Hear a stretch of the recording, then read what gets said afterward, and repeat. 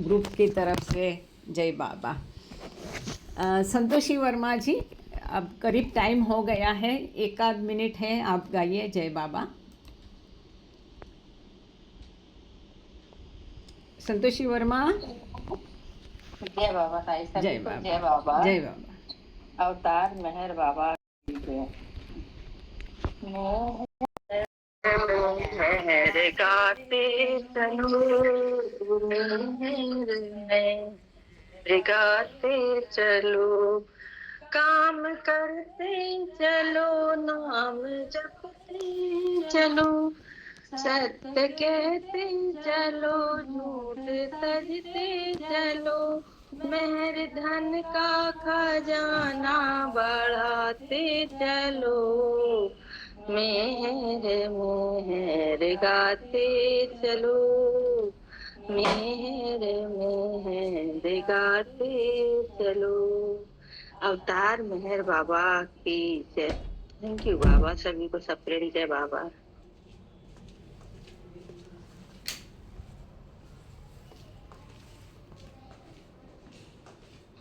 जय बाबा, बहुत बढ़िया।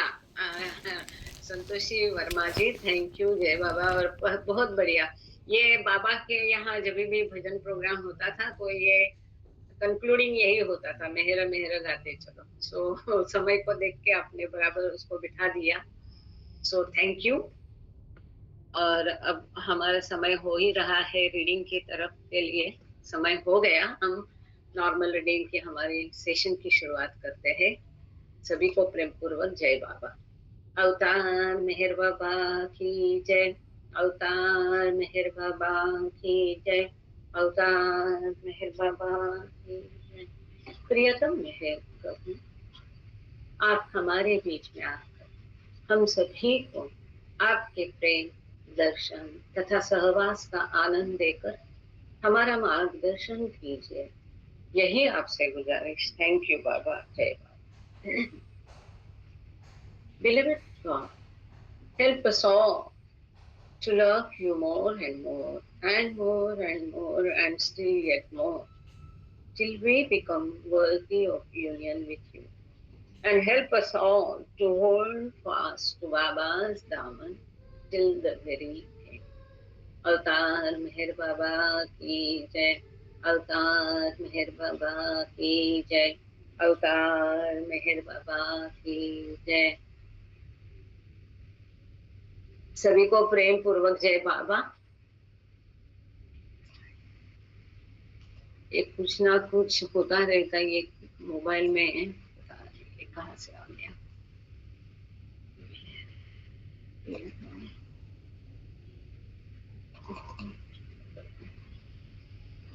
सभी को प्रेम पूर्वक जय बाबा। हम लोग टिफिन लेक्चर्स पढ़ रहे हैं और 11वीं श्रृंखला चालू है, जो कि 4 योगों के द्वारा।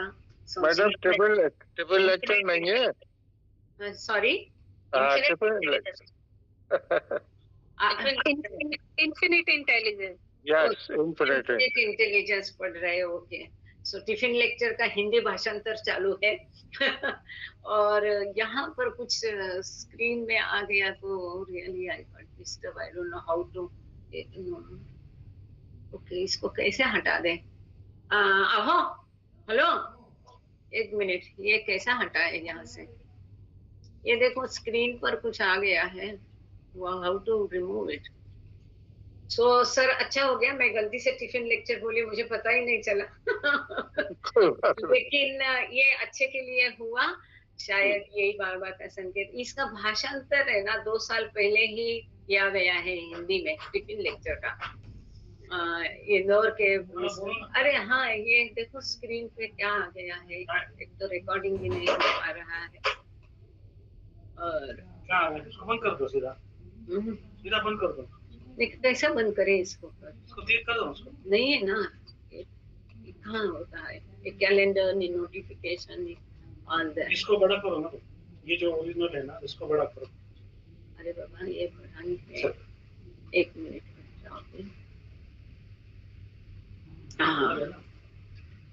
अच्छा, हैंग हो गया क्या? आवाज आ रही मेरी? आ रही है, आ रही है। आवाज आ रही, चलो। तो स्क्रीन प्रेजेंटेशन नहीं हो पा रहा है, ये स्क्रीन शायद ये कर दे तो। हाँ, एक मिनट, ये स्क्रीन पे भी आ रहा है। ओके। ये सो ये टिफिन, हाँ ना, नहीं कैंसिल करना है इसका। नहीं नीचे कैंसिल। कैंसिल है। एक मिनट रुक जाओ, एक मिनट रुक जाओ, ठीक है, उधर तक है ना। ओके। और ये नहीं हो पा रहा है, एक मिनट, आई एम सॉरी, बता दें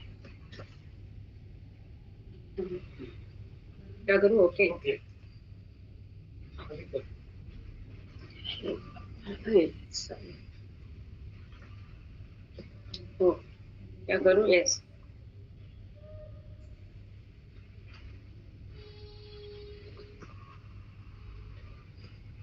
चलो देखते हैं।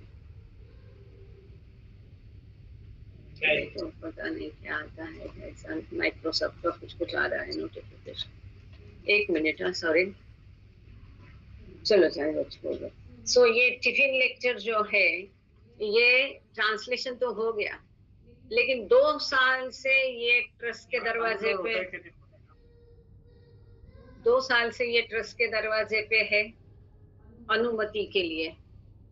अब ये अनुमति के लिए भी भेज दिया गया है, और जो ट्रांसलेटर है ट्रस्ट का, उसने कहा भी है कि ट्रांसलेशन फर्स्ट क्लास हो गया है, मतलब उसमें भी कोई प्रॉब्लम नहीं, लेकिन ये अभी तक परमिशन नहीं मिल रही है। तो अभी हमको ऐसा बताया गया है कि आप ऐसे ही उसको पब्लिश कर दो और इसमें ट्रस्ट को उसका ये कर दीजिए, क्या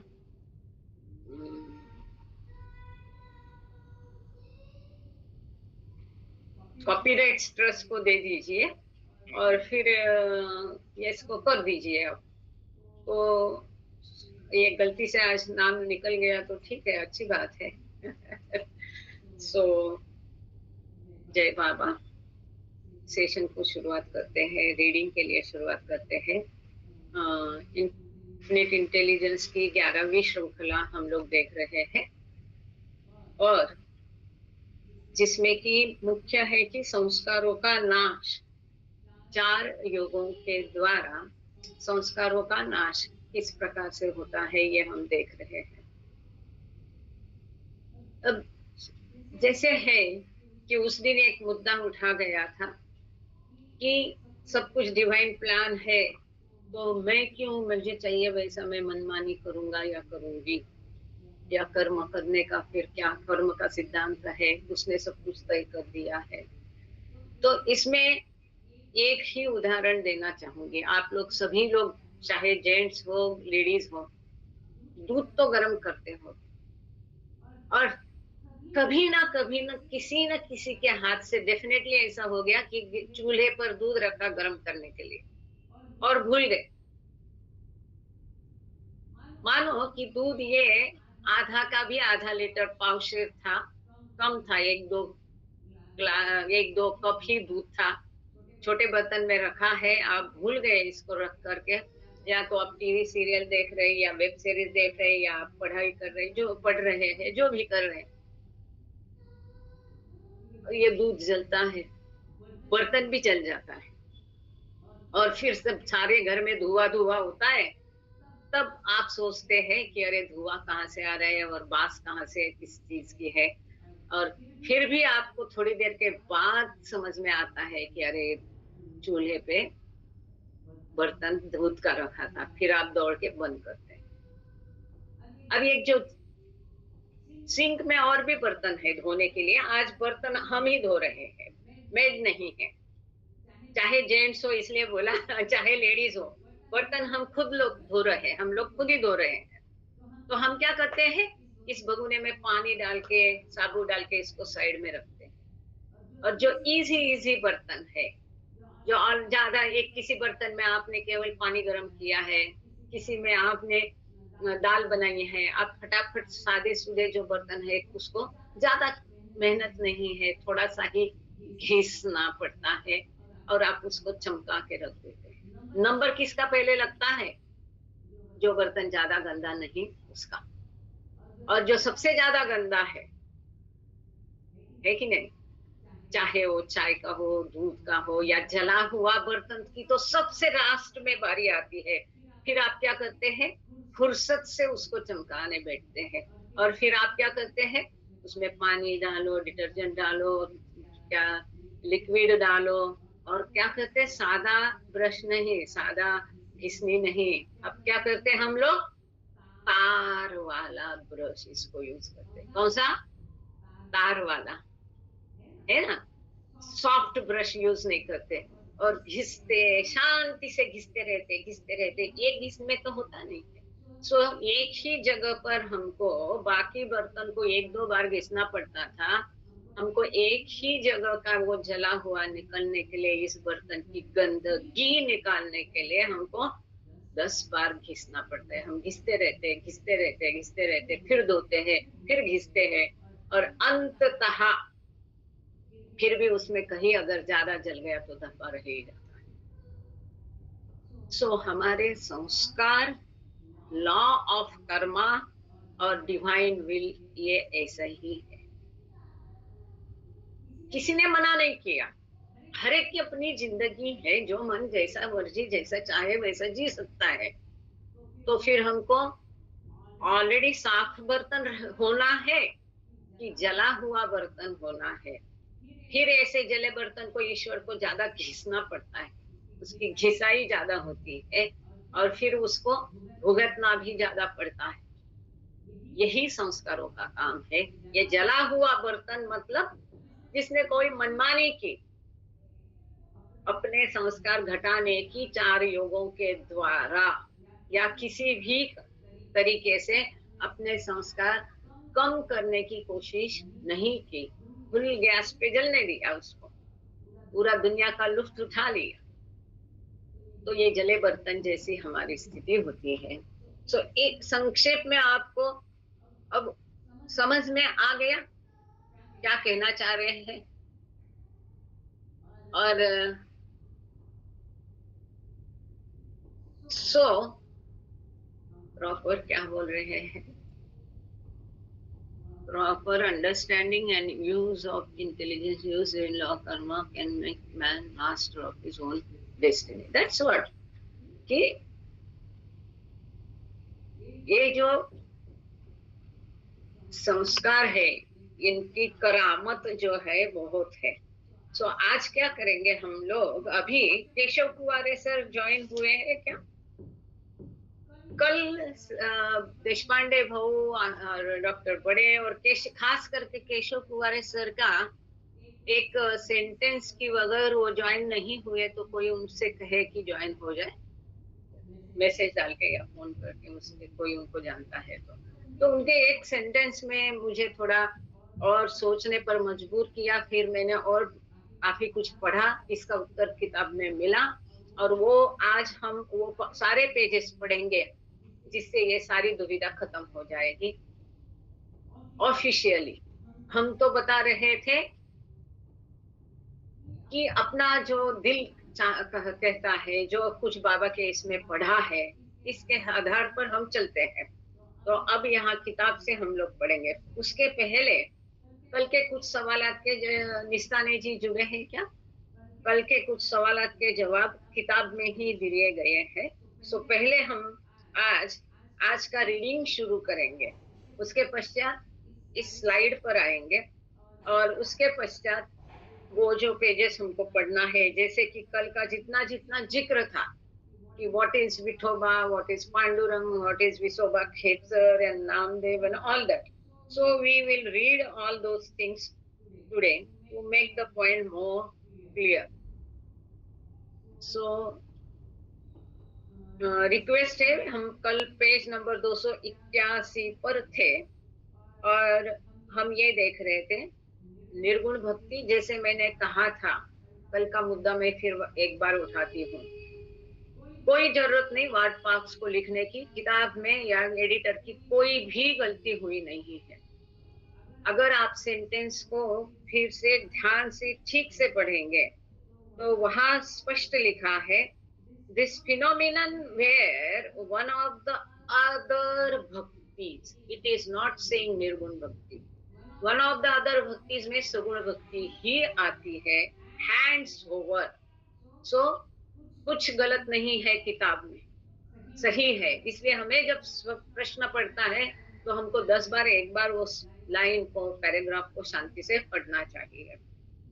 तो ये देख रहे थे कि निर्गुण भक्ति, अगर सकाम भक्ति, निष्काम भक्ति। सकाम भक्ति मतलब कुछ आशा से, हेतु से, फिर वो आशा भौतिक दुनियादारी की हो या स्पिरिचुअल हो। और निष्काम भक्ति मतलब कोई भी आशा, कोई भी लाभ के हेतु से नहीं की गई भक्ति के लिए भक्ति, प्रेम के लिए प्रेम, जो कि बहुत सुंदर होता है। तो ऐसी भक्ति अगर निर्गुण की हम करते हैं तो उसमें क्या होता है कि वो तो निर्गुण निराकार है, परमेश्वर अवस्था जी, बियॉन्ड वन स्टेट है। तो उसके हाथ में कुछ नहीं, उसको खुद कोई भान नहीं है। तो वहां वो का क्या किसको देगा? ना दुनियादारी का लाभ देगा, ना ईश्वर साक्षात्कार देगा। तो उस केस में वो भक्ति अपने आप ही उसको डायरेक्ट करती, हैंड ओवर करती है। भौतिक लाभ के लिए ईश्वर को हैंड ओवर करती, जिसका कंसर्न ये दुनिया है, और आध्यात्मिक लाभ के लिए सद्गुरु को हैंड ओवर करती है। क्योंकि सद्गुरु जो है ये निर्गुण ईश्वर भी है, सगुण ईश्वर भी है, जैसे हमने पहले भी देखा, और इसके परे भी है। और इसी में विठोबा आता है, जो करेक्ट जवाब कल केशव कुगारे सर ने दिया था, इसको हम बाद में देखेंगे, इसके ऊपर चर्चा भी करेंगे। तो ये निर्गुण निराकार की भक्ति है। इसी प्रकार से जब सगुण साकार की भक्ति होती है तो वो भक्ति सगुण साकार या ईश्वर की या त्रिगुणात्मक ईश्वर की जब भक्ति होती है तो ये ईश्वर कैसा है? सचेतन ईश्वर है। सो ये ईश्वर क्या करता है? उसकी जब कोई भक्ति करता है, उसको जब दुनिया की कोई चीज मांगे रहती है, उसको दे देता है, क्योंकि सब उसके हाथ में है। वो भी हम देखेंगे आगे। लेकिन कोई अगर ईश्वर साक्षात्कार की आस रखता है तो ईश्वर स्वयं ही उसको हैंड ओवर करता है सद्गुरु की तरफ। यहाँ ईश्वर स्वयं हैंड ओवर करता है, क्योंकि वो सचेत भगवान, उसको स्वयं का भले भान नहीं हो, लेकिन वो all power, all bless, all ज्ञान है, सर्वशक्तिमान है, सर्वज्ञानी है, पावरफुल है, सब कुछ है उसको। अब दुनिया का सब कुछ जानता है, तो वो दुनिया का जानता है तो सद्गुरु का भी जानता है। सो ईश्वर स्वयं, this is the difference, main difference. जो सुरेश वर्मा सर ने सवाल पूछा था कि बेभान भगवान है तो वो कैसा हैंड ओवर करेगा, इसका उत्तर हमने कल देखा कि वो भक्त स्वयं ईश्वर है और उसकी भक्ति पावरफुल है, सिंसियर है, तो वो भक्ति ही ताकतवर है। वो स्वयं वो भक्ति उसको सद्गुरु या ईश्वर के पास लेके जाती है। लेकिन जब सगुण साकार ईश्वर की भक्ति की जाती है, त्रिगुणात्मक ईश्वर जो कि सचेत भगवान है, परंतु स्वयं को रियलाइज उसने किया नहीं है, सो सगुण भक्ति में वो स्वयं ईश्वर ही उसको डायरेक्ट करता है सद्गुरु की तरफ साक्षात्कार के लिए, और भौतिक चीजें वो स्वयं देने के काबिल है। सो अब हम आज का रीडिंग पहले शुरू करते हैं, page number 281, 281। Could you please start reading? जय बाबा। हाँ, जय बाबा। Just I'll put it a bit away and lower volume. The 4 forms of Sagun Bhakti. The third type of Bhakti, Sagun Bhakti, is devotion to Parmeshwar with attributes. Saguna Parmeshwar. Samdev, a devotee of Ishwar, is an example of a Sagun Bhakta. Sagun Bhakti, in turn, divides into 4 subcategories on basis of the objects of devotion. The 4 are devotion to Ishwar, that is formless, Nirakar Paramatma, with the attribute or gun of creating, preserving and destroying the universe.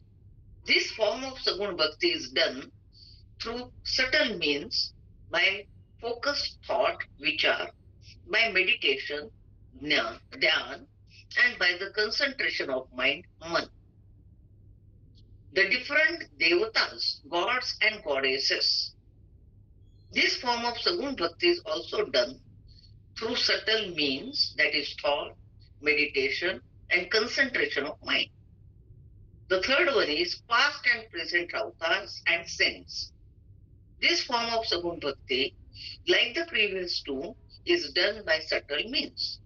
And the fourth one is idols, photos and images representing Ishwar, the different deities, past and present avatars and saints, and tombs and shrines, samadhis and dargahs. This mode of Sagun Bhakti is done by gross means with the help of Sakar Adhare. So thank you. So जिसको हमने संक्षेप में पहले उस दिन की slide में देखा था, इसका पूरा जिक्र है कि सगुण भक्ति किस प्रकार से की जाती है और किस माध्यम से की जाती है। हम सब जानते हैं सगुण भक्ति मतलब जिसके गुण है, एट्रीब्यूट्स है, मतलब त्रिगुणात्मक ईश्वर कि जिसको सृष्टि का कार्य करता है, निर्मिति, रक्षा वगैरह वगैरह, लेकिन स्वयं का भान नहीं है या परमेश्वर का भान नहीं है, ऐसा ईश्वर ये गॉड स्पीक्स में तीसरी अवस्था है। और इस किताब में टू बी बाबा ने डब्ल्यू और उसके स्थान पर रहकर वो ये कार्य करता है, जहां हमने देखा अनंत बुद्धि अनंत मन में तब्दील हो जाती है, वो ये ईश्वर की भक्ति है, सगुण परमेश्वर जिसको यहाँ पर कहा है। यहाँ चामदेव का उदाहरण दिया है वहां पर। और सगुण भक्ति को फिर 4 उपविभाग में यहाँ विभाजित किया गया है। वो किसके आधार पर? तो सगुण भक्ति किस माध्यम से की जाती है या किसकी पूजा की जाती है, किसकी भक्ति की जाती है। ये परमेश्वर की जाती है, देवी देवताओं की जाती है, अवतार की जाती है।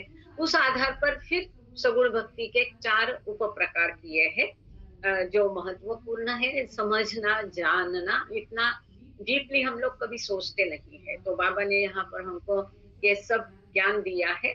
पहला प्रकार है ईश्वर, दैट इज फॉर्मलेस, निराकार परमात्मा। इसका अर्थ है इस किताब में परमेश्वर की भक्ति, जिसको कि यहाँ पर लोअर भक्ति का ये सबसे लोअर या नीचतम प्रकार है। ईश्वर की, परमेश्वर या निर्गुण निराकार की पूजा करना, ये बाबा ने भक्ति का लोअर फॉर्म बताया गया है। जो निराकार ईश्वर है, सॉरी, यहाँ निर्गुण निराकार नहीं। मैं बात में अगर मैं गलती करती हूँ तो आप लोगों का काम है मुझे सुधारना। निराकार ईश्वर निर्गुण नहीं है, वो सगुण है। हम सगुण भक्ति के ही, hello Palve, please don't make noise और क्लोज द डोर।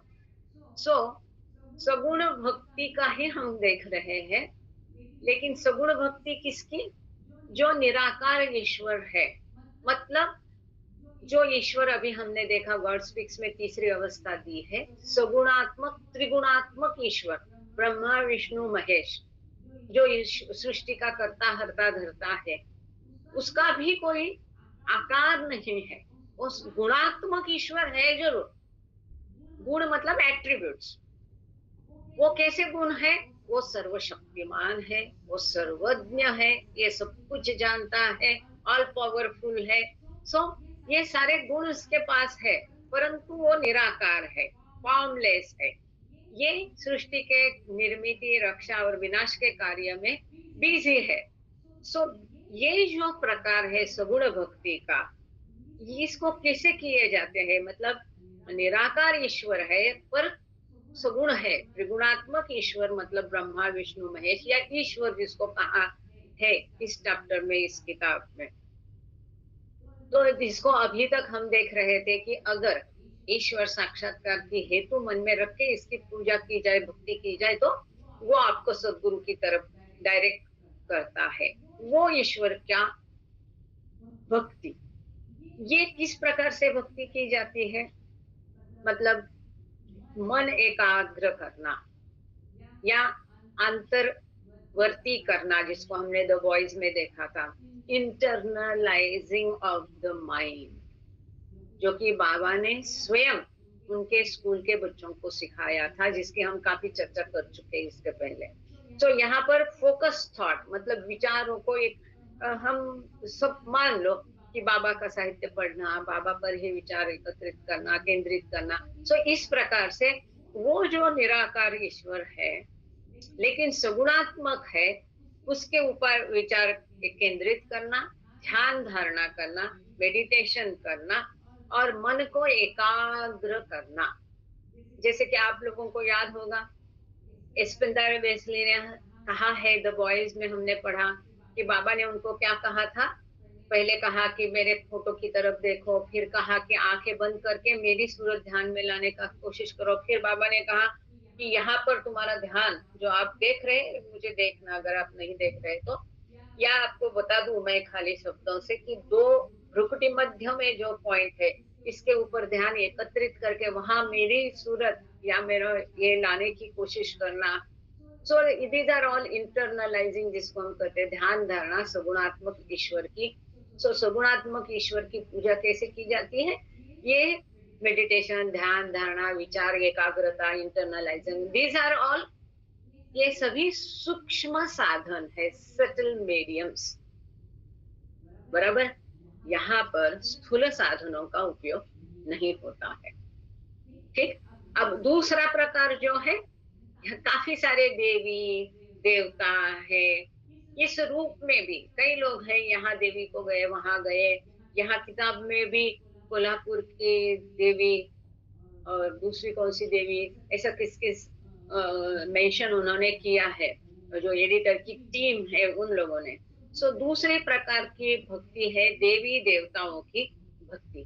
और हम भारतीय हैं, मुझे नहीं लगता है कि हम में से किसी को अलग से देवी देवता की भक्ति कैसे की जाती है ये समझाने की अलग से कोई जरूरत नहीं है।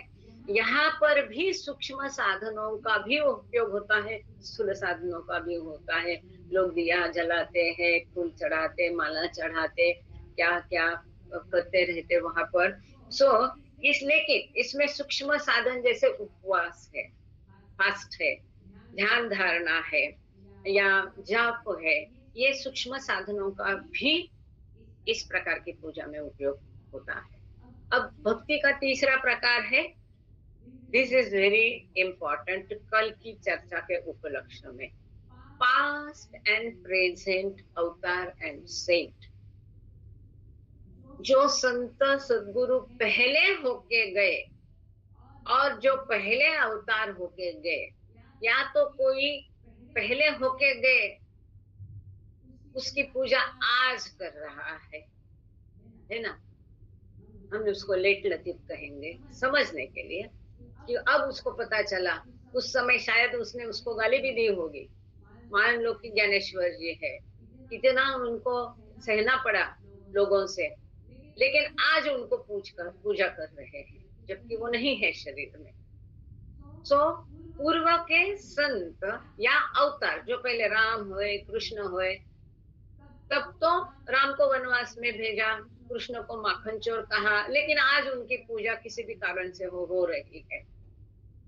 या प्रेजेंट अवतार और संत, जो संत या परफेक्ट मास्टर अभी है, जो अवतार अभी है, तो ये इनकी पूजा करना, भक्ति करना, ये भी सगुण भक्ति में आता है।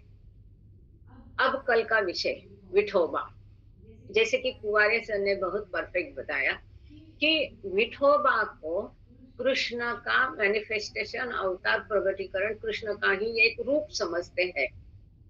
अगर विठोबा कृष्ण का रूप है तो वो पास्ट अवतार है। अगर वो अवतार है तो अवतार सगुण और निर्गुण दोनों भी आता है, सद्गुरु भी आता है और उसके परे भी आता है। वो सगुण भी है और निर्गुण भी है। इस प्रकार से पहले पूर्वी के अवतार और संतों का अभिभक्ति करना, इसको भी सगुण भक्ति कहा जाता है। और ये भक्ति भी सूक्ष्म साधन जैसे कि एकाग्रता है, भजन है, जाप है, ध्यान धारणा है, किसी भी प्रकार से साधनों से ये भक्ति की जाती है, जिसको कि थोड़ी सी उच्च प्रकार की भक्ति बाबा ने कहा है। जो ईश्वर की सगुणात्मक ईश्वर, त्रिगुणात्मक ईश्वर की भक्ति, ये थोड़ा लोअर टाइप का भक्ति बाबा ने बताया है। और जो पास्ट और प्रेजेंट अवतार और संतति भक्ति को थोड़ा उससे हायर बताया गया है।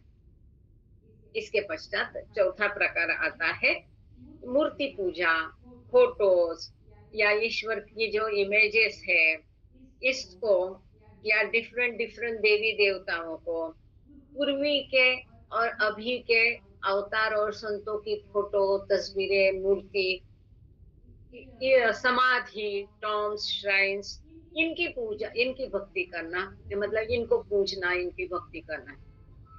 अब इसमें दिस मोड ऑफ सगुण भक्ति is done by gross means.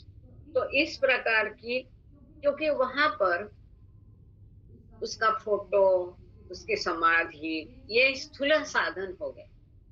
और पूजा करने के लिए भी स्थूल साधन, जैसे कि हार, माला, दीपक वगैरह, नारियल इत्यादि इत्यादि, हल्दी, कुमकुम इत्यादि उपयोग किया जाता है। मतलब स्थूल साधन जो है भक्ति करने, पूजा करने के स्थूल साधनों का उपयोग किया जाता है। आपको समझ में आ गया कि स्थूल साधन कौन से है और सूक्ष्म साधन कौन से है? हाँ, thank you. Yes Kuware sir, thank you. कल का आपका, आप साइलेंट लिसनर है, लेकिन कल का एक सेंटेंस आपका जो था उसकी वजह से मैं अभी आज करीब करीब 3-4 पेजेस हम और पढ़ेंगे, जो कि अपेंडिक्स में है वास्तव में, तो हम आज वो पेजेस पढ़ेंगे। तो इस प्रकार के आपने कहा था कि विठोबा जो है निर्गुण भी है और सगुण भी है। तो ये सही कहा था आपने, जिसके अभी हमने विश्लेषण भी किया। सो ये जो फोटो, मूर्ति, समाधि वगैरह है, ये जो सगुण भक्ति है, ये स्थूल साधनों के द्वारा की जाती है। अब इसके पश्चात एक आखिरी पैराग्राफ जो है, मतलब इस पेज का, सद्गुरु भक्ति से लेके सद्गुरु भक्ति तक पढ़ लीजिएगा, जो कि बहुत महत्वपूर्ण 2 मुद्दे इसमें है। ये देख करके फिर हम क्या करेंगे कि जो कल का विषय था, किसने किसको किसकी तरफ डायरेक्ट किया या नहीं किया, ये सब मसला क्लियर हो जाएगा। क्योंकि जो एडिटर टीम है, जिसमें कि सुभाष पोखरे पुणे के ये भी थे, साइरस खंबाटा भी थे, हालांकि ये देव देवता के बारे में सब लिखा है वो सुभाष पोखरे जी ने लिखा है। सो वो जो अपेंडिक्स 7 नंबर है, जो 610 पेज से शुरू होता है, उसके चंद पेजेस पढ़ेंगे और एक 551 नंबर का भी पेज हम पढ़ेंगे।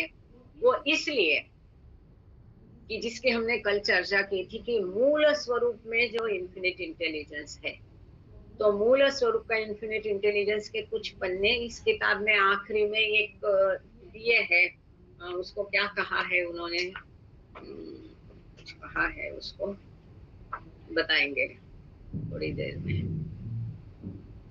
हाँ, अपेंडिक्स 1 में दिया है। अपेंडिक्स 1 में मूल जो गुजराती में लिखा था, इसकी चर्चा हम पहले भी कर चुके थे। आप लोगों को याद होगा कि जो फेरिस्ट है, इसने अलग से एक इन्फिनिट इंटेलिजेंस लिखा है, जो कि एकदम छोटा है, इतना बड़ा नहीं है। क्योंकि उसका कहना है कि यहाँ एडिटर ने काफी कुछ इसमें घुसेड़ दिया है, उसने केवल बाबा की किताब जैसा हम चाहते हैं, तो ये अपेंडिक्स, ऐसे वगैरह ये सारी झंझट में नहीं है, केवल गुजराती का इंग्लिश ट्रांसलेशन करके उसने लिख दिया है। क्योंकि मूल जो बाबा ने है काफी सारे गुजराती में लिखा हुआ है, वो थोड़ा सा हम आज पढ़ेंगे। सो उसके पहले रिक्वेस्ट है सदगुरु से लेके ये पैराग्राफ पढ़ लीजिएगा। जय बाबा। Sadguru Bhakti is Sagun, Nirgun and beyond both. Sadguru Bhakti or devotion to the Sadguru has the characteristics of the Sagun and the Nirgun, that is the attributive and the attributeless. And at the same time, it is beyond both of these. The worship of Vishnu or the worship of Krishna through his image are examples of Sagun Bhakti. On the other hand, the worship of Krishna when he was physically present, Pratyaksha, during his lifetime, provides the provides an example of Sadguru Bhakti. Very very very important. सब लोग एकदम जान का कान करके सुन लीजिए। अभी तक जो हम बोलते थे कि हम मेहर बाबा की पनाह में है, हमको किसी अवतार को ढूंढने की, उसके पास जाने की जरूरत नहीं। अब आज हम इसको लिखित में यहाँ पढ़ रहे हैं, यहाँ स्वयं बाबा ने लिखा है।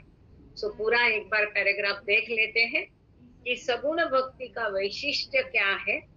सद्गुरु भक्ति का वैशिष्ट्य, सद्गुरु जो है ये सगुणात्मक भी है और निर्गुणात्मक भी ईश्वर है। सद्गुरु स्वयं ईश्वर है और ये ऐसा ईश्वर है एकमात्र जो सगुणात्मक ईश्वर भी है और निर्गुणात्मक ईश्वर भी।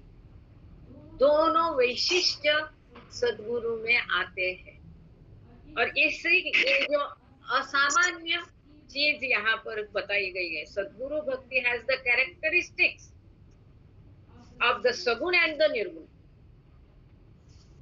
That is the attributive and interact, and at the same time it is beyond of the both. जहाँ अब तक हम देख रहे थे कि वो सगुणात्मक है, निर्गुणात्मक है और इन दोनों से परे भी है।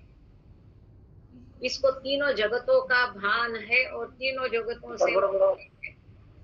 सो इस प्रकार से जो सद्गुरु की भक्ति हाईएस्ट बाबा क्यों कहते हैं, इसका उत्तर यहाँ पर हमको मिलता है। यहाँ आगे चल के बाबा ने ये भी बताया कि सद्गुरु का एक हाथ मतलब परमेश्वर है और एक हाथ मतलब ईश्वर है, यहाँ तक बताया है। और फिर भी इन दोनों से परे सद्गुरु है। सो इस प्रकार से विष्णु की पूजा करना या कृष्णा की पूजा करना या उसकी, अब विष्णु क्या है, त्रिगुणात्मक ईश्वर का एक पहलू है। करता हरता धरता रक्षण करता वाला ईश्वर मतलब विष्णु। ये तो ठीक है, ये माना जाता है, ऐसा सही है। रक्षण करता, थैंक यू चौधरी जी, रक्षण करता ईश्वर मतलब विष्णु, ये माना जाता है। सो विष्णु की पूजा करना, भक्ति करना या कृष्ण की भक्ति करना, ये सगुण भक्ति का उदाहरण है। ये पहले बाबा ने स्पष्ट, क्योंकि वो गुणात्मक है, वो सगुण साकार है, आकार है, साकार हुआ है, क्योंकि विष्णु ही है जो अवतार लेता है, ऐसा माना जाता है, या अवतार लेकर के वो सारे कार्य करता है। अब इसके आगे बहुत महत्वपूर्ण बात जो कही है, दूसरी तरफ बाबा कहते हैं जब कृष्ण अपने भौतिक शरीर में था तब उसके भौतिक जीवन काल में उसकी भक्ति करना ये सद्गुरु की भक्ति करने जैसा है। अब आप कोई मत दो, मैं खुद ही देती हूँ बाबा के ये सेंटेंस और इसके लिए। अब आप में से किसी के भी मन में ये दुविधा नहीं रहनी चाहिए। यहाँ बाबा स्वयं कहते हैं कि अवतार की भक्ति करना ये सद्गुरु की भक्ति करने जैसा है, which is the highest type of भक्ति, जो कि भक्ति का उच्चतम प्रकार है, क्योंकि वहां आप निर्गुणात्मक ईश्वर और सगुणात्मक ईश्वर दोनों की भक्ति करते हैं। जब बाबा कहते हैं I am not this body, try to see me as I am, तब वो अपने निर्गुणात्मक, निर्गुण निराकार एस्पेक्ट, एट्रीब्यूट के बारे में बोलते हैं और हमसे उम्मीद करते हैं कि हम उनको उनके देह के परे भी समझ ले एज ए ईश्वर, परमेश्वर। तो अवतार के जीवन काल में, इसीलिए बाबा ने स्वयं एक जगह कहा है कि जो कोई अवतार का दर्शन, बाबा ने ये कहा आपको अंदाजा नहीं है कि मेरा भौतिक सहवास, मेरा भौतिक स्पर्श और मेरा भौतिक दर्शन करने वाले आप सभी कितने भाग्यशाली है। या आपके भाग्य का आपको खुद को पता नहीं, अंदाजा नहीं है। ये बाबा का खुद का सेंटेंस। इसीलिए बाबा ने ये कहा है कि अब उनको एक बार हमने पूजनीय माना तो और किसी सदगुरु की आवश्यकता नहीं। अब यहाँ एक और सवाल उठ सकता है कि हमने तो बाबा को भौतिक रूप में देखा नहीं, लेकिन अवतार का अवतार काल, उसके देह छोड़ने के पश्चात भी 150 साल तक या अगला अवतार आने तक वो उस अवतार का अवतार काल चलता है। भले आपने देखा नहीं होगा, लेकिन उसका अवतार काल जो कहा जाता है वो अभी भी है। वो नहीं है शरीर में, ये हमें मंजूर ही नहीं है, वो है। तो ये खुद उन्होंने ही बताया है कि बल्कि अब तो मैं लेते लेते, बल्कि मेरा दुकान, बाबा से कहा था, तबीयत बहुत खराब थी तो ये रचने की, बाबा अब ये दुकान बंद कर दो, तो बाबा ने कहा अब तो 24 घंटों दुकान खुली हो जाए। अब तो किसी को आने को, कभी भी दर्शन करने को मना नहीं है। 24 घंटे दर्शन, मैं लेटे लेटे दर्शन। इसका क्या अर्थ है? अवतार काल अभी भी चालू है, इसमें कोई रत्ती भर में मन में शंका मत रखिए। और वैसे भी मान लो किसी को ये मंजूर नहीं है, तो क्या सदगुरु आप ढूंढ पाओगे? हम इस काबिल है कि सदगुरु ढूंढने के? हाँ, सदगुरु है, अभी भी 5 सदगुरु कहीं भी है, वो भी हमारी ये बात सुन रहे होंगे और वो भी जानते हैं वो सदगुरु है, मतलब ईश्वर है, त्रिगुणात्मक है, सगुणात्मक है। लेकिन जरूरत क्या है? जब हम हाईएस्ट ऑफ द हाई के पास है तो यहाँ वहां जाने की आवश्यकता नहीं। अवतार की भक्ति, इट स्टैंड्स एज ए सदगुरु। अवतार की भक्ति करना एरे गैरे का काम नहीं है। इसीलिए बाबा कहते, though I come for all, I am for only selected few. सबके नसीब में यह भाग्य नहीं होता है। लोग आते हैं तो वो पास्ट अवतार, वो जो राम कृष्ण कभी होते हैं, ये बाबा से सवाल पूछा गया था। किसी ने बाबा से, मेरे ख्याल मेरवान दुभाष जो है, रोड़ा का लड़का, अभी पिछले महीने उनका देहांत हो गया। सो वो जो छोटे से बाबा के पास आते हैं, उनका नाम भी बाबा ने दिया है। सो उन्होंने बाबा को एक बार पूछा, स्कूल में जाते थे, कि बाबा हमें स्कूल में तो सिखाया जाता है कि जीसस इज द गॉड, और आप कहते हैं कि आप गॉड है, तो असली, और गॉड तो एक है, तो असली क्या है इनमें से? ऐसा सवाल मेरवान दुभाष ने बाबा से किया था। सो बाबा ने एक ही सेंटेंस में इतना सुंदर उत्तर दिया, वो बच्चा होके भी समझ गया। बाबा ने क्या कहा? Jesus was, I am. क्या कहा बाबा ने? दो Jesus and I R one, Jesus was, Jesus होके गया और मैं अभी हूं। सो थैंक यू सायरे गुरुजी। सो इस प्रकार से अवतार अभी भी बाबा का भौतिक देह, इसलिए बाबा ने कहा आई एम नॉट दिस बॉडी। तो उनका अवतार काल अभी भी चालू है। उनकी भक्ति करना, अवतार की भक्ति करना, ये सद्गुरु की भक्ति करने जैसा है। सो मैं वो सेंटेंस फिर एक बार पढ़ती हूँ।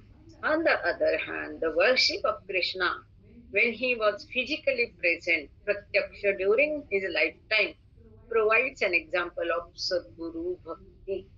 So अवतार की भक्ति करना ये सद्गुरु भक्ति जैसा ही है। इसलिए अवतार को अगर हमारा सद्गुरु हम मानते हैं, सीडी देशमुख जी ने इतना डिस्कोर्सेस लिखा, इतनी सारी किताबें लिखी, बाबा के वो इतने टैलेंटेड थे, बाबा के प्रिय थे, बाबा पर उनका बहुत जान थे, तो क्या उनको मालूम नहीं कि बाबा हाईएस्ट ऑफ द हाई है? फिर भी उन्होंने आरती में सद्गुरु क्यों लिखा? इसका ये डीप मीनिंग है जो एरे गहरे के दिमाग में नहीं आएगा, समझ में ही, उनके समझ के परे है ये बात। और इसलिए ऐसे लोग इन बातों पर बहस करते रहेंगे, हमें कोई लेना देना नहीं, हम भले हमारे बाबा भले। सो आगे चलते हैं।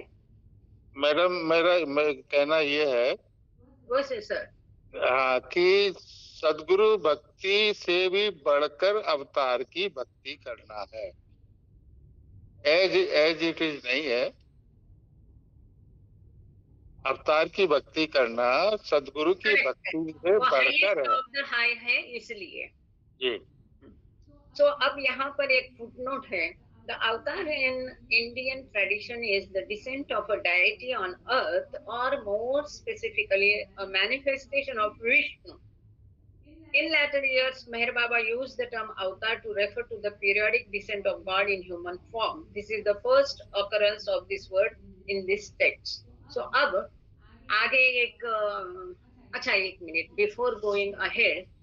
सो कल जैसे हमारी चर्चा हुई थी, या पूरे इसमें परमेश्वर, ईश्वर और सदगुरु, इनमें क्या फर्क है, ये एक बार कृपा करके सभी लोग स्क्रीन पर देख लीजिएगा. दिखाई दे रहा है स्क्रीन सभी को? ओके. सो इसको पढ़ पा रहे हैं आप? थोड़ा सा बड़ा करके पढ़ लीजिएगा चाहिए तो.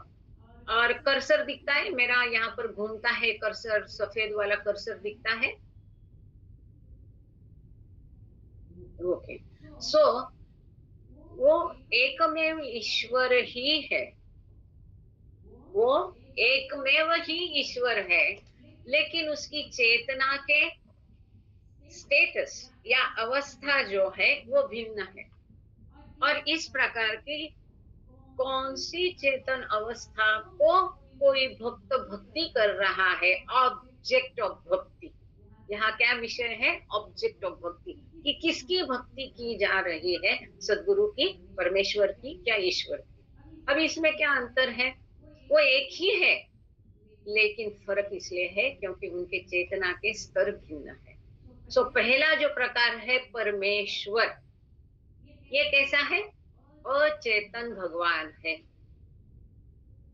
क्योंकि उसको ये अचेतन भगवान है, इसके स्वयं को ही उसको मालूम नहीं कि मैं भगवान हूँ, मेरे पास अनंत शक्ति, अनंत ज्ञान, अनंत आनंद है, इसका उसको भान नहीं है.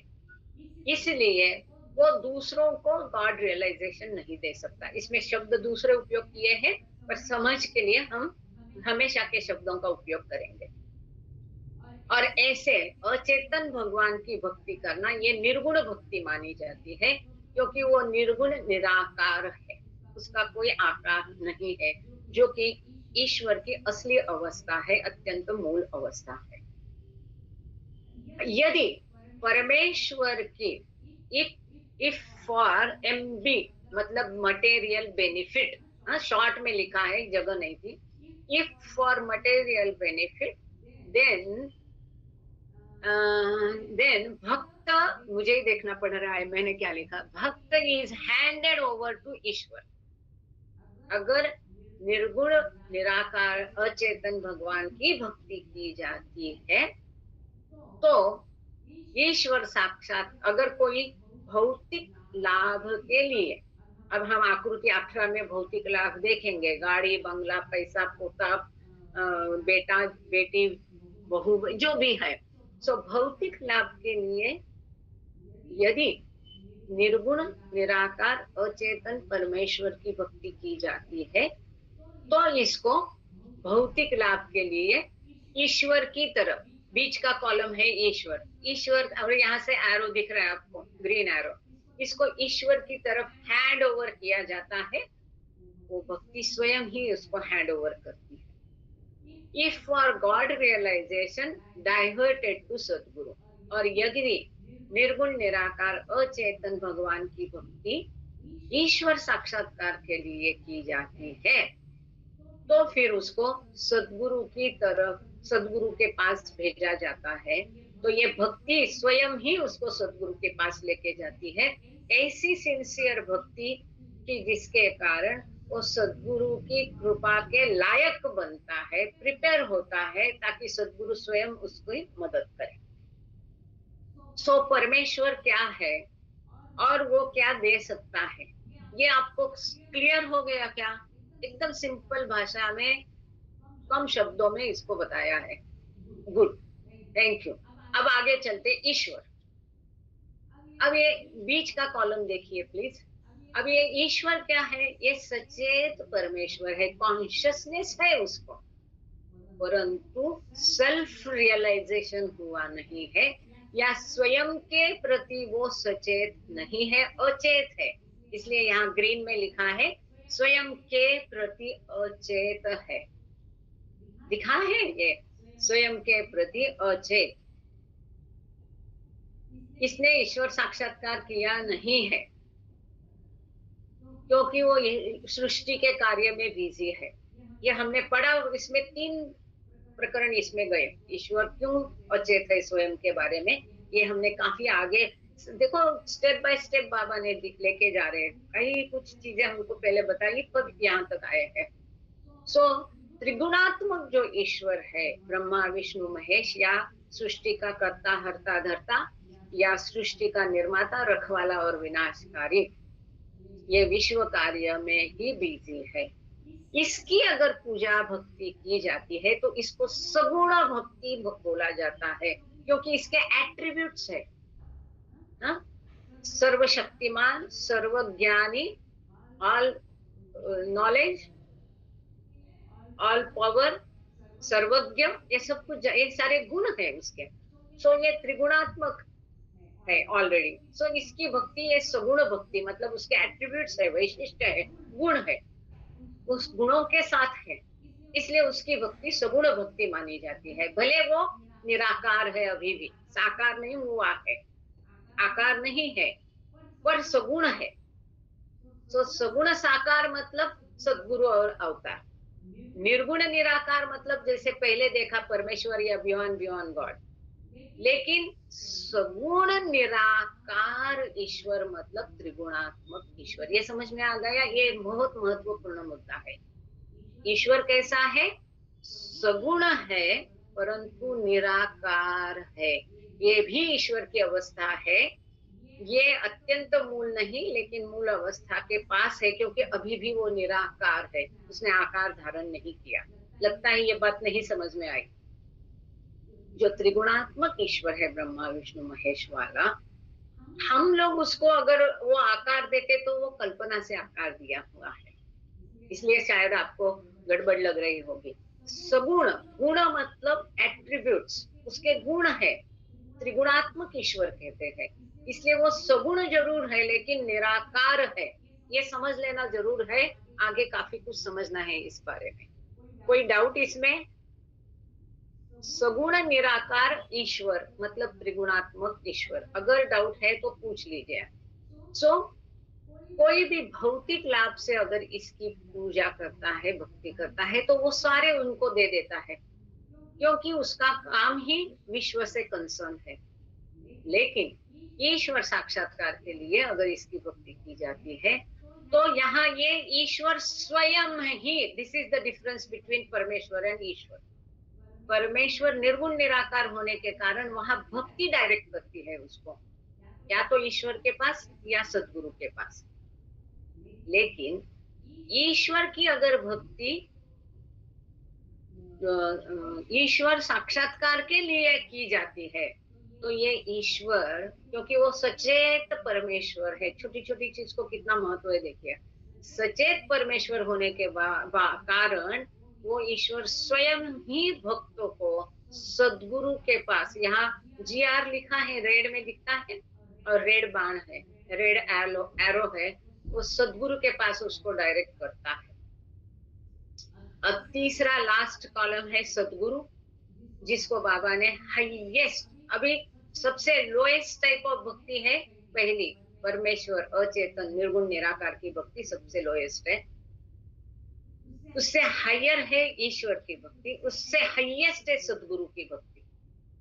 सद्गुरु स्वयं, यहाँ लिखा है, आप लोग देखिए, सगुण ईश्वर भी है और निर्गुण ईश्वर भी है। सगुण ईश्वर रेड में लिखा, प्लस स्वचेतन परमेश्वर, प्लस अचेतन भी लिखा है नीचे। तो ये सद्गुरु स्वयं सगुण और निर्गुण दोनों एट्रीब्यूट्स इसमें है। ये सेल्फ रियलाइज्ड भी है, स्वचेतन परमेश्वर है। ये परमेश्वर की ईश्वर अवस्था के बारे में भी जानता है, और ये परमेश्वर की निर्गुण निराकार अवस्था अर्थात बियॉन्ड गॉड स्टेट अर्थात परात्पर परब्रह्म अवस्था के बारे में भी ये सचेत है, उसका भी भान उसे है, ज्ञान उसे है। इसीलिए स्व, दुनिया, ईश्वर, अध्यात्म के सारे रहस्यों को वो जानता है, तीनों लोगों को वो जानता है। और फिर भी ये सगुण निर्गुण ईश्वर और तीनों लोग इनसे परे है। सारी भूमिकाओं को वो जानता है, सभी भूमिकाओं में वो विचरण फ्रीली करता है, ताकि उन भूमिकाओं में जो साधक है उनकी वो मदद कर सके। और फिर भी वो भूमिकाओं से परे भी है। काफी लोग प्रेयर में, मास्टर्स प्रेयर में ये लाइन भूल जाते हैं, in all the planes and beyond all the planes, सभी भूमिकाओं में और भूमिकाओं से परे भी है। ये स्वयं के बारे में सचेत है, इसलिए स्व मतलब स्वयं, स्व बड़ा मतलब स्व मतलब ईश्वर के बारे में उसने अनुभव किया है, रियलाइज किया है, स्व को रियलाइज किया। दुनिया के बारे में भी सचेत है, ईश्वर के बारे में भी सचेत है, परमेश्वर बारे में भी सचेत है, सभी अवस्थाओं से वो सचेत है और सबसे परे है। इसलिए ये सर्वोच्च भक्ति है। और सद्गुरु स्वयं ही, उसको किसी के पास भेजना नहीं पड़ता, चाहे कोई दुनिया का माल, दुनिया दौलत माल खजाना तुम ही पार, है ना, वो जो इसमें लिखा है। तो दुनिया की दौलत मांगो, चालीसा में, चालीसा में, थैंक यू रेखा दीदी। सो दुनिया की दौलत मांगो या ईश्वर साक्षात्कार मांगो, ये कुछ भी दे सकता है। दुनिया की दौलत भी दे सकता है, मटेरियल बेनिफिट्स भी दे सकता है, और ईश्वर साक्षात्कार भी दे सकता है। तो ये था, अभी ये क्लियर हो गया सबको, परमेश्वर, ईश्वर और सद्गुरु, इसमें क्या भेद है, ये जरूरी है, ये गॉड स्पीक्स में भी पढ़ना ही पढ़ना है। ईश्वर को ध्यान दीजिए, सगुण है लेकिन निराकार है, ठीक है। तो अब हम इसको चेंज करें, और जो किताब में पेज नंबर 282 है, 282, इसमें ईश्वर की भक्ति या सगुण भक्ति का एक चित्र दिया है, एडिटर ने बनाया हुआ है, उसको हम देख लेते हैं। क्योंकि किताब हम वास्तव में आप पढ़ रहे हैं, इस प्रकार से उसको पढ़ना होना चाहिए, इसलिए हम सारे पेजेस दिखाते हैं। ये सारी आकृतियां, ये आप देख पा रहे हैं इस आकृति को, ये फिगर नंबर 18 है, 18 नंबर की आकृति, पेज नंबर 282 है किताब का। अब इसमें क्या दिखाया है, बीच में यदि आप देखोगे तो ये दत्त मूर्ति या ब्रह्मा विष्णु महेश जैसी ये आकृति दिखाई है, जो कि त्रिगुणात्मक ईश्वर को एक काल्पनिक आकृति है। त्रिगुणात्मक ईश्वर निराकार है, त्रिगुणात्मक ईश्वर सगुण जरूर है लेकिन निराकार है। उसकी ये काल्पनिक आकृति है।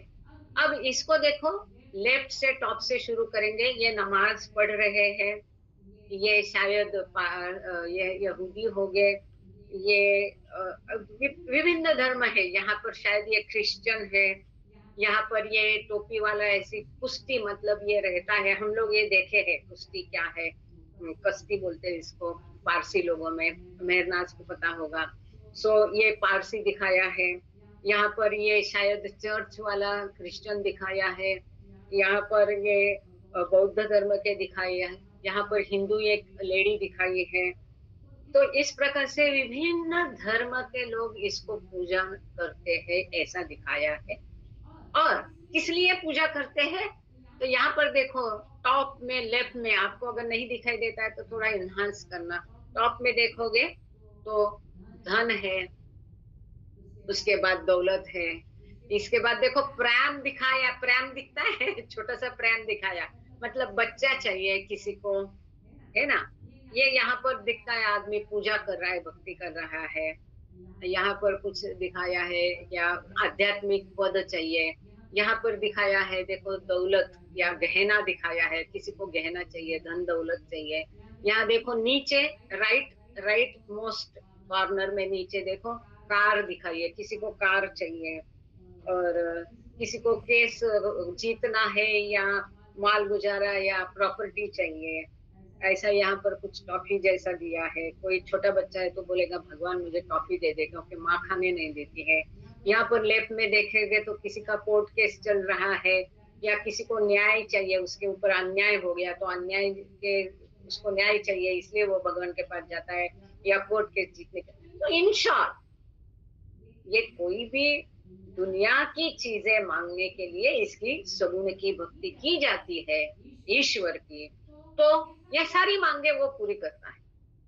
क्यों?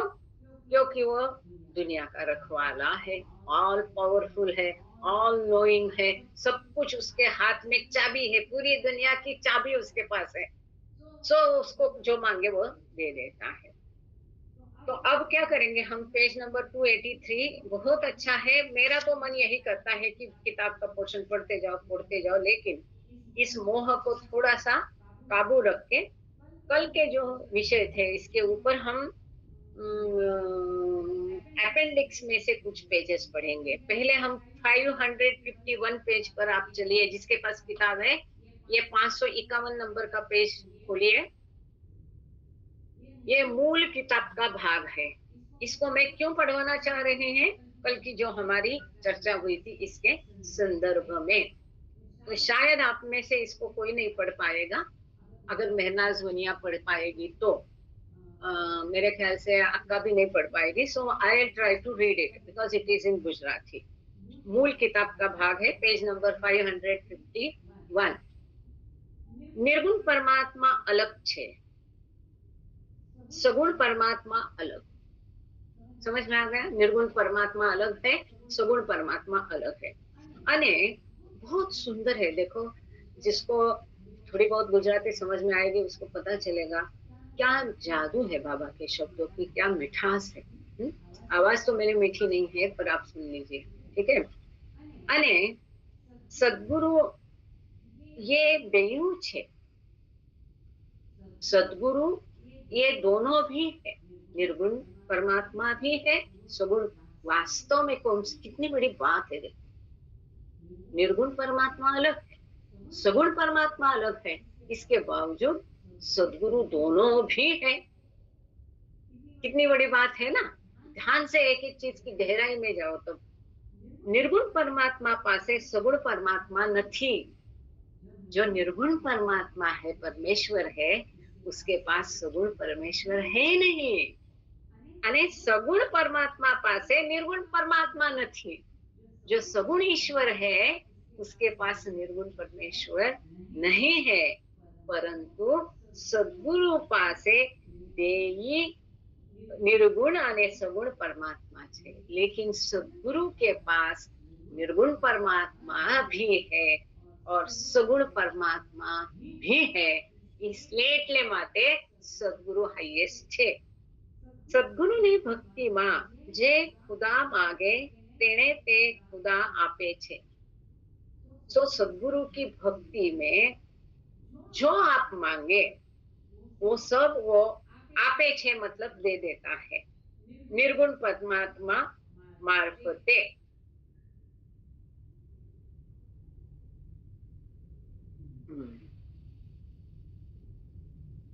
I am sorry. सद्गुरुनी भक्तिમાં જે ખુદા मागे तेणे ते खुदा आपे छे। सद्गुरु की भक्ति में अगर आप ईश्वर मांगते हैं तो वो आपको ईश्वर दे देता है, इनटू ब्रैकेट निर्गुण परमात्मा मार्फते। ये बड़ी बात। वापस आ गए ना, फिर हम उल्टे पलटे आ गए। यहाँ कहा है मूल किताब में कि सद्गुरु से यदि आप ईश्वर मांगते हैं तो निर्गुण परमात्मा के मार्फत आपको वो ईश्वर मिल जाता है। मतलब निर्गुण निराकार ईश्वर। ये सद्गुरु क्यों कैसे दिला सकता है? क्योंकि वो निर्गुण भी है और सगुण भी। किसी ने कहा कि मुझे परमेश्वर चाहिए, परमेश्वर से मिलना है, तो उसको ये सद्गुरु दिला सकता है। लेकिन यहाँ लिखा है, ये मेरी समझ के बाहर है, आपको समझ में आता है तो प्लीज वेलकम। निर्गुण परमात्मा मार्फत है। निर्गुण परमात्मा कौन है? परमेश्वर, जो अचेतन परमेश्वर है। वो स्वयं अपने आप कुछ नहीं देता है, लेकिन सद्गुरु के द्वारा देता है। सद्गुरु देता है तो उसके द्वारा देता है। ये यहाँ पर मजे की बात है। समझ में आ रहा है? जे दुनिया मांगे छे तेने दुनिया आपे छे। जिसको दुनियादारी की चीजें जैसा सामने देख रहे हैं, दुनियादारी की चीजें देता है सगुण परमात्मा मार्फते। सो दुनियादारी की चीजें किसके द्वारा देता दिलवाता है सतगुरु? ईश्वर के द्वारा। क्यों? क्योंकि सदगुरु में ईश्वर भी है और परमेश्वर भी है। अब मजे की बात देखो, जो मूल किताब में सुंदर तरीके से दिया है, ये ट्रांसलेशन में इस प्रकार से आया। सदगुरु देने के लायक है, सदगुरु देता है, इतना ही लिखा है, पर किसके द्वारा देता है ये यहाँ पर बाबा ने लिखा है कि सदगुरु स्वयं निर्गुण और सगुण दोनों है। निर्गुण परमात्मा सगुण परमात्मा हो नहीं सकता है, सगुण परमात्मा निर्गुण नहीं हो सकता है, लेकिन सदगुरु दोनों है। जिसको जो चाहिए उसके द्वारा वो दे देता है। एक उसका दाया हाथ, एक बाया हाथ, उसके द्वारा वो दे देता है। અને તેને જ માટે તેની જે માફિક કરે છે તેને તે એટલે સદગુરુ એટલે નિર્ગુણ સગુણ બેયુનો એક થયેલો પોતે મળે છે। પોતે मतलब वो स्वतः, वो स्वयं ही दे देता है। સદગુરુની ભક્તિ પ્રમાણે ભગતને ખુદા અને દુનિયા મળે છે। સદગुरु की भक्ति करने से भक्त जो चाहता है, अगर खुदा चाहता है तो उसका खुदा मिल जाएगा। भक्त अगर दुनिया चाहता है तो दुनियादारी की चीजें मिल जाएगी। पण सदगुरु पोते रहीने पोताना जेवो जनावी शके छे। अब यहाँ ह और द का मुझे थोड़ा बनावी यस, पण सदगुरु पोते रहीने पोताना जेवो बनावी शके छे। लेकिन अगर कोई भक्त सदगुरु बनना चाहता है तो केवल सदगुरु ही दूसरे को अपने जैसा बना सकता है। पोताने मतलब स्वयं जैसे, बनावी शके छे मतलब बनवू शकतो सदगुरु ही है कि जो दूसरों को अपने जैसा बना सकता है। केवल और केवल सदगुरु ही किसी भक्त को सदगुरु बना सकता है। निर्गुण परमात्मा नहीं, सगुण परमात्मा। सगुण परमात्मा आपको दुनियादारी की चीजें दे सकता है, लेकिन सदगुरु आपको स्वयं अपना सारीखे रीति तात्काल, ऐसा है ये अभंग। सो ये सदगुरु अपना सार के मतलब वो सदगुरु बनाता है। हाँ, कितना शॉर्ट में बाबा टू द पॉइंट लिखते थे, कम से कम शब्दों में लिखते थे। वैसे के वैसे हम समझ ले तो सुंदर है। सदगुरु ना एक दावा, हाँ ये देखो, हाँ सुन लीजिए। सदगुरु ना एक हाथ में, डावा हाथ में सगुण परमात्मा અને બીજા હાથમાં જમણા, જમણા मतलब खाना। जमना हाथ मतलब राइट हैंड। सो सदगुरु के राइट हैंड में निर्गुण परमात्मा है, अचेतन परमात्मा राइट हैंड में है सदगुरु के, और सदगुरु के लेफ्ट हैंड में सगुण परमात्मा है। सो कैसा है? सदगुरु के राइट हैंड में बियॉन्ड गॉड है और लेफ्ट हैंड में त्रिगुणात्मक ईश्वर है। सो सदगुरु ना एक डावा हाथ में सगुण परमात्मा અને બીજા જમણા હાથમાં નિર્ગુણ પરમાત્મા છે। સદગુરુની ભક્તિ થઈ તો સગુણ નિર્ગુણ બેઉની સામટી ભક્તિ થયેલી गणाय। जो दुबे जी आप जो बोल रहे थे ना, सो गणाय इज द प्रॉपर वर्ड। अवतार अवतार ही है, लेकिन अवतार के जीवन काल में अवतार की भक्ति करना ये सदगुरु की भक्ति करने जैसा ही है गणाए। सो यहाँ पर સદગુરુની ભક્તિ થઈએ તો સગુણ નિર્ગુણ બેયની સામટી ભક્તિ થયેલી ગણાય।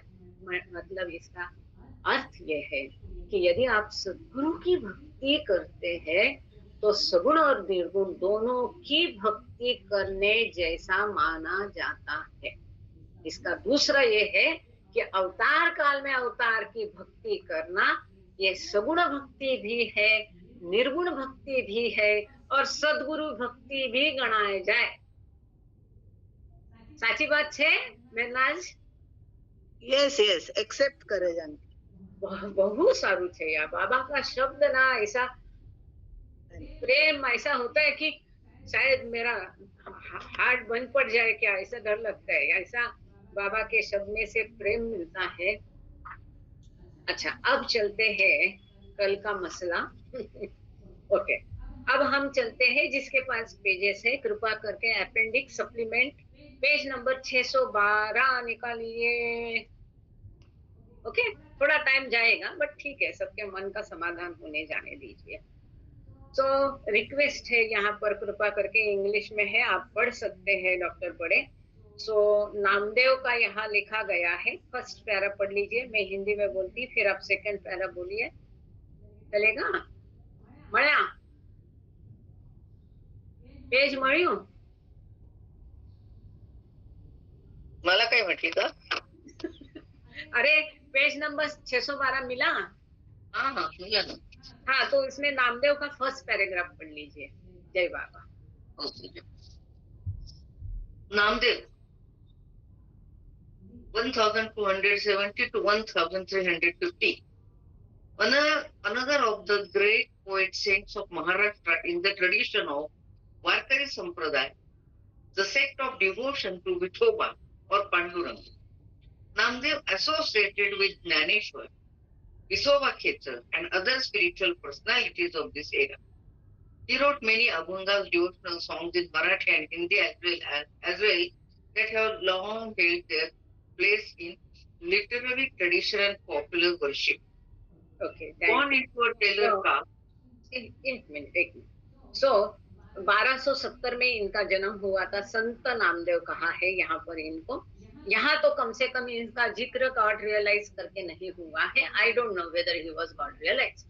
सो इनका यहाँ पर 1270 में इनका जन्म हुआ, 1350 में इनका देहांत हुआ है।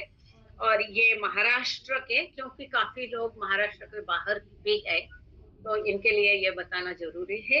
इनको महाराष्ट्र का बहुत बड़े संत माना जाता है।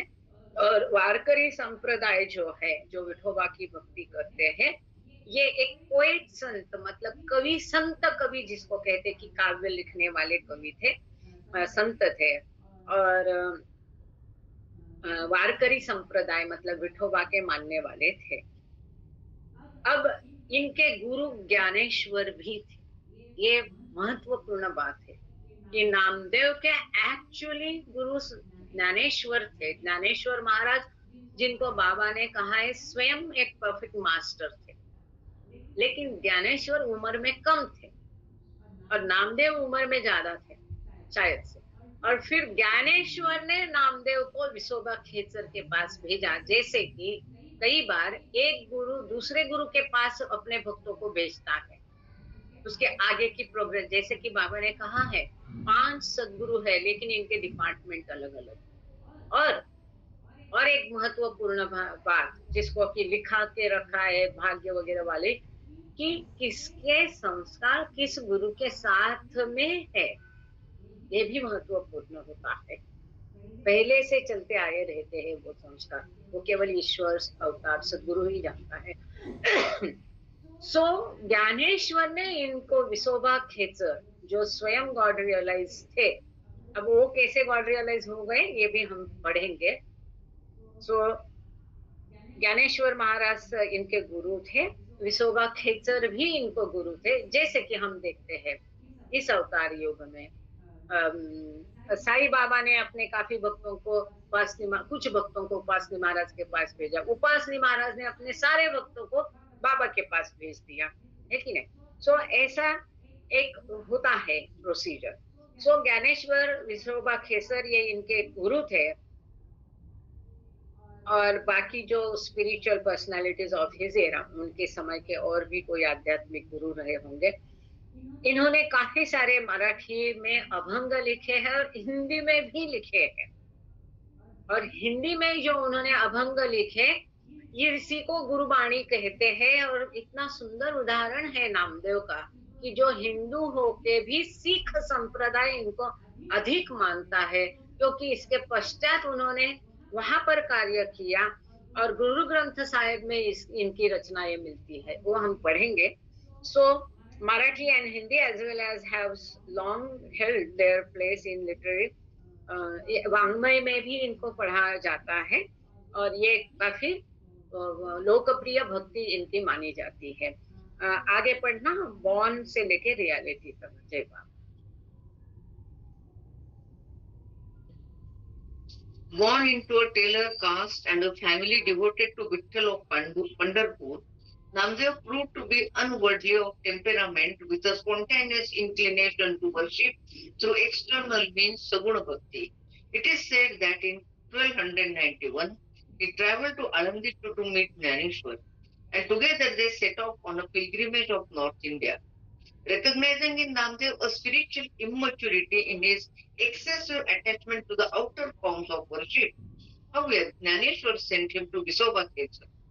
Their meeting, whose story is related in the entry under Visoba Khechar, precipitated a change in outlook in Namdev, who thereafter began to practice Jnana as well as Bhakti Yoga, and who realized that the form and image of the external Vitthal was really a symbol for the eternal soul of or reality. Thank you. So यहाँ महत्वपूर्ण 2-3 चीजें हैं, इसको हम समझेंगे और ध्यान से सुनिए। ये शिंपी समाज में जो जमात होती है, शिंपी मतलब टेलर, इसमें इनका जन्म हुआ था। और पंढरपुर के विठोबा के ये भक्त थे, और इनको दुनिया के प्रति कोई लगाव नहीं था, और इनको एक उपज अंदरूनी एक भक्ति की तरफ इनका रुझान था थ्रू द एक्सटर्नल मीन्स। और सगुण भक्ति, जैसे कि विठोबा की, वो सगुण भक्ति करते थे। और विठोबा ही जो, ये भी एक लगाव, भक्ति, अटैचमेंट, इससे भी कभी भक्त को कैसे दूर करना पड़ता है, इसका ये सुंदर उदाहरण है। और इसीलिए बाबा कहते हैं कि नो कर्म कांड। एनीवे, अब ऐसा कहा जाता है कि 1291 में 1291 में ये आळंदी शहर गए। अभी वहां पूरा पानी भरा है 2-3 दिन से, सारे रास्ते बंद है, आप आळंदी रोड से पुणे नहीं जा सकते। सो आळंदी में ज्ञानेश्वर जी को मिलने वो गए, और दोनों मिलके फिर ये उत्तर भारत की तीर्थ यात्रा पर निकले। कौन? ज्ञानेश्वर और नामदेव। अब ज्ञानेश्वर तो सतगुरु थे, उन्होंने देखा कि नामदेव अच्छा तो है, लेकिन इमैच्योरिटी अभी भी उसमें है, प्रगल्भता नहीं है, परिपक्वता नहीं है। सो इसको ये आउटर वर्शिप, सगुण साकार की पूजा, वो पूजा के माध्यम, ये इसी से ही इसका बहुत ज्यादा लगाव है, और इससे वो छूटेगा तो आगे उसका प्रवास होगा। कितना महत्वपूर्ण होता है। सोने की बेड़ी, दुनिया के प्रति रुझान नहीं है, ईश्वर के सम्मुख है, लेकिन आउटर जो पूजा पाठ में वो जो बेड़ी है, हम बोलते गोल्डन चेन उनकी है, तो ये चेन से इनको छुटवाना चाहते थे ज्ञानेश्वर। सो इन्होंने क्या किया, Dnyaneshwar sent him to Visoba Khechar. Visoba खेचर नाम के बहुत बूढ़े व्यक्ति उस समय परफेक्ट मास्टर बन गए थे, इनके पास नामदेव को भेजा। ज्ञानेश्वर उनके गुरु, उन्होंने ही भेजा। Their meeting, whose story is related in the, अच्छा, विसोबा खेचर की हम कहानी सुनेंगे। ये जो विसोबा खेचर को मिलने के पश्चात नामदेव का तरीका बदल गया। ये कैसे हुआ कि नामदेव जो विसोबा खेचर को मिलने गए, तो वो देखते हैं, क्योंकि इनका इतना आराध्य है, और ईश्वर से पूजा करते हैं और देखते हैं तो क्या ये अत्यंत बूढ़े ये विसोबा खेचर वृद्ध व्यक्ति शिवलिंग होता है, मालूम है शिवलिंग सभी को? शिवलिंग पर पैर देकर वो सोए थे, तो इनको गुस्सा आ गया नामदेव को। बोले ऐसा कैसा करते हैं तुम, ईश्वर पर पैर दे के सोते हैं? गुस्सा हो गया। तो उन्होंने क्या कहा इनसे कि मैं तो निर्बल हूँ, मेरा पैर नहीं हट सकता है, तो कृपा करके तुम ही मेरा पैर उठा दो, ऐसी जगह रख दो जहाँ शिवलिंग नहीं है। क्या कहा? जहाँ शिवलिंग नहीं है ऐसी जगह रख दो।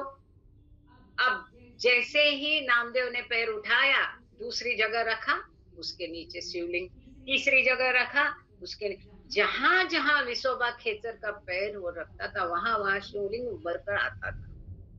तब उसकी आंख खुली कि ईश्वर तो सर्वत्र। ऐसी घटना हुई थी नगर सेंटर।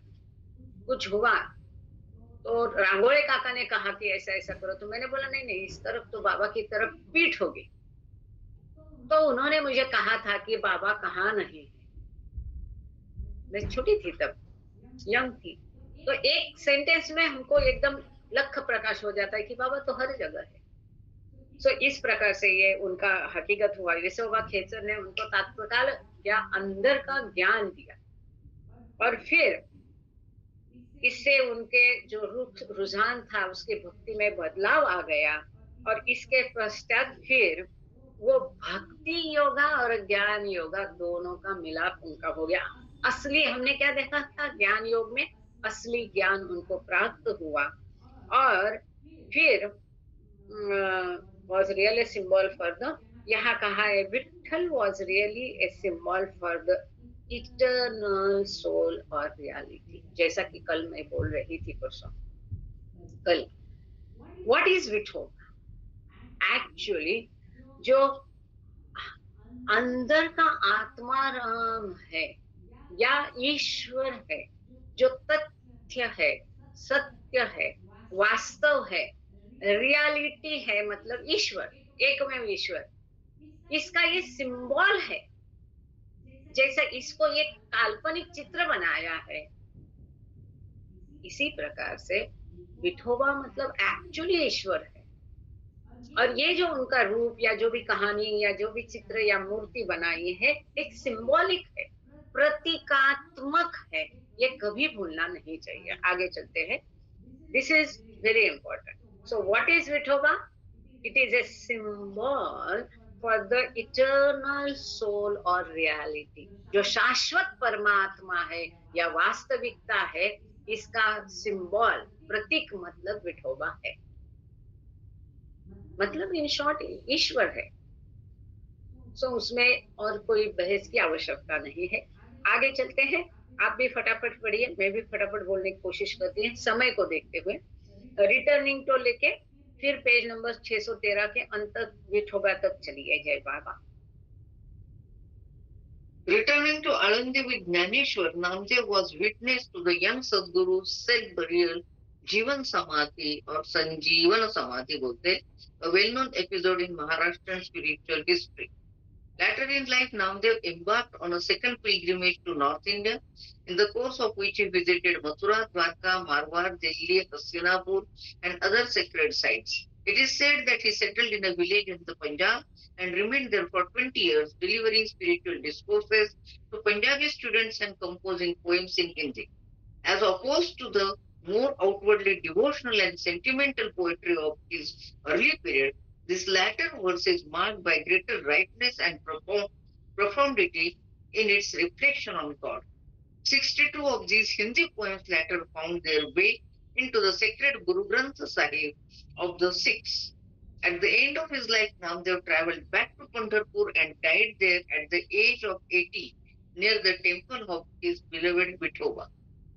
So, यहाँ पर ये दिया है कि जो ज्ञानेश्वर महाराज ने संजीवन समाधि मतलब जीवंत जिंदा समाधि जो है वो नामदेव ने स्वयं देखी है, he was witness to that।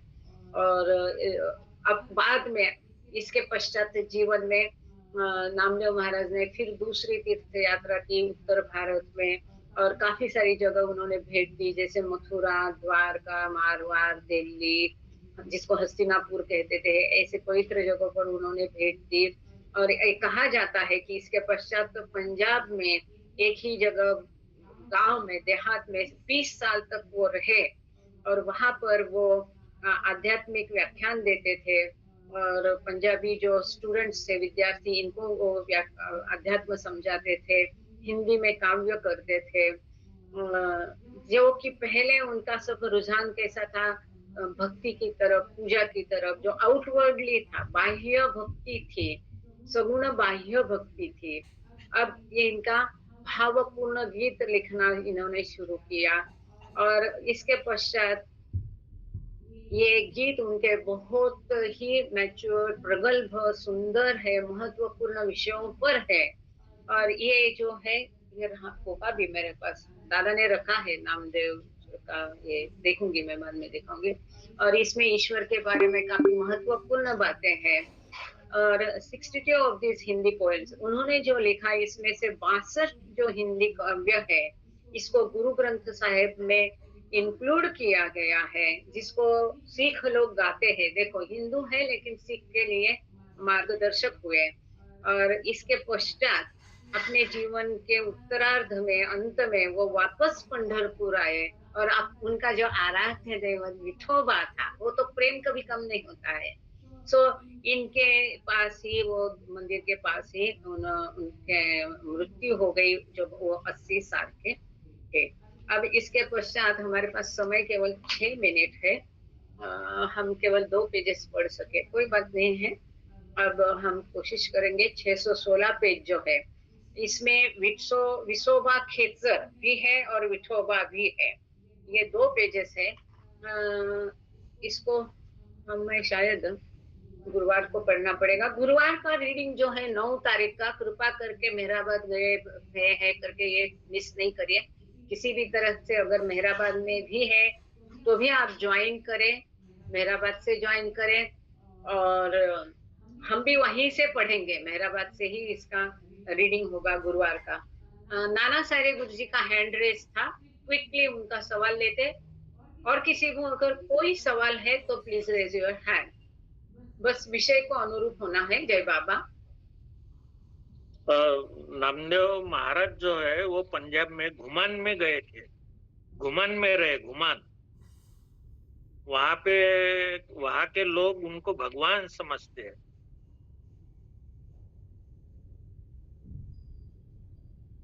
Okay okay okay, thank you. Saire Guruji ने एक महत्वपूर्ण दिया कि पंजाब में वो किस गांव रहे और वो लोग उनको ईश्वर मानते थे। तो हम क्विकली थोड़ा सा पढ़ के और समझते हैं। विसोबा खेटर या विसोबा खेचर, जो कि ईश्वर साक्षात्कारी थे, मतलब मिला उनको बाद में। 1309 में इनकी मृत्यु हुई है। और ये 13वीं सदी में महाराष्ट्र के बहुत बड़े संत थे और नामदेव के गुरु भी थे, जैसे कि हमने अभी देखा। इनके बारे में बहुत आत्मचरित्रात्मक जानकारी हासिल नहीं है, लेकिन ये ब्राह्मण परिवार से थे और साहूकार थे, ऐसा माना जाता है। उनका प्रोफेशन, जो व्यवसाय था। और जो पुणे के पास आळंदी है, जहाँ ज्ञानेश्वर जी थे, तो ये आळंदी में ही उस गांव में वो रहते थे, वहां से थे। तो ये बाकी जो वैदिक ब्राह्मण उस समय में होते थे, तो इनके साथ मिलके विसोबा खेचर ने भी ज्ञानेश्वर महाराज जब छोटे थे और जो संन्यास्त के पुत्र थे करके इनकी काफी हरासमेंट की थी ज्ञानेश्वर और उनके भाई बहनों के। लेकिन ज्ञानेश्वर की कृपा से ही, जिनका उन्होंने छल किया, उन्हीं की कृपा से इनको ईश्वर साक्षात्कार मिला। और विसोबा खेचर ने फिर अपना सर्वस्व ज्ञानेश्वर जी को अर्पण किया। सरेंडर, कंप्लीट सरेंडरेंस जिसको बोलते। और इस प्रकार से ज्ञानेश्वर, इन्होंने विसोबा खेचर को ईश्वर साक्षात्कार दिया। और जो शतस्थल इस आध्यात्मिक किताब है, इसके ये लेखक है विसोबा खेचर। विसोबा खेचर और नामदेव की कहानी को हमने देखा कि शिवलिंग कैसा, जहां जहां वो पद रखते थे, वहां वहां शिवलिंग तैयार हो गया है। तो इस प्रकार से भले इनके गुरु ज्ञानेश्वर थे, लेकिन ज्ञानेश्वर ने इनके द्वारा नामदेव जी को ज्ञान दिया, ये महत्वपूर्ण बात है। और इस प्रकार से नामदेव बाद में विसोबा खेसर के साथ कई महीनों तक रहे और दैवी ज्ञान उन्होंने उनसे प्राप्त किया। 10 to 12 abhangas are attributed with Visoba's authorship. तो इनके नामदेव के अभंग में 10-12 अभंग उन्होंने विसोबा खेचर को लिखे गए हैं। सो ये विसोबा खेचर हमने देखा। आज हमको यहाँ रुकना पड़ेगा क्योंकि विठोबा का काफी है, सुंदर है। एक्चुअली इसको आज पढ़ना जरूरी था, पर कोई बात नहीं है। आज डेट देखो 7/7 है ना। सो यहाँ हम आज रुक जाते हैं। 2 मिनट बाकी है, अगर किसी को कुछ कहना है, बताना है, पूछना है। यस सारे गुरु जी, आप अभी वापस से हैंड रेज किए कि पहला था मुझे मालूम नहीं है। जय बाबा, कुछ कहना चाह रहे हैं आप? ये जो नामदेव जो है उनका ऐसा समझ था कि मैं विठोबा के साथ में रहता हूँ, खेलता हूँ, तो मुझे किसी की गरज नहीं है। फिर ये जो गोरोबा काका ने जो परीक्षा की थी, तो फिर उनको विसोबा खेचर के तरफ भेजा था। और इनका जो युगो था कौन सा, मैं विठोबा के साथ में रहता हूँ, ये थोड़ा सा भी युगो नहीं रहने को होना, तो इसलिए ये एग्जाम हो गई थी विसोबा खेचर की। विसोबा खेचर के तरफ भेजा था नामदेव को गोरोबा काका ने।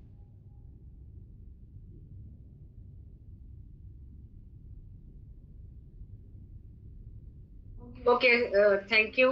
अभी थैंक यू गुरु जी। प्रार्थना का समय हो रहा है, तो फिर मैं प्रार्थना के लिए रिक्वेस्ट करती हूँ। प्रतिभा रवाड़े जी, आप प्रार्थना करना चाहेंगे? जय बाबा। जय बाबा। आप प्रेयर करेंगे? प्रार्थना करती हूँ। हाँ हाँ, मराठी में। ओके, चलेगा। हाँ, 1 minute. Thank you Baba, thank you all of you. अवतार मेहर बाबा की जय। अवतार मेहर बाबा की जय। हे देवाधिदेवा, सर्वांचे पालन करणारा व रक्षण करणारा, तू अनादि व अनंत आहेस। तू अद्वैत व अतुलनीय आहेस। तुझा थांग कोणालाही लागू शकत नाही। तुझ्या ठाई रंग नाही, अभिव्यक्ती नाही, रूप नाही, तसेच गुणही पण नाहीत। तू अमर्याद आणि अगाध आहेस, तर्क व कल्पना या पलीकडे आहेस। तू सनातन व अविनाशी आहेस। तू अविभाज्य आहे। दिव्य दृष्टीशिवाय तुला कुणीही पाहू शकणार नाही। तू सतत होतास, तू सतत आहेस व तू सतत राहशीलही। तू सर्व ठिकाणी आहे, सर्वात आहे आणि सर्वांच्या पलीकडेही आहेस। तू आकाश मंडळात आहेस व पाताळात आहेस। तू व्यक्त व अव्यक्तही आहेस। तू सर्व भूमिकात आहेस व सर्व भूमिकांच्या पलीकडेही आहेस। तू तीनही भुवनात आहेस व पलीकडे आहेस।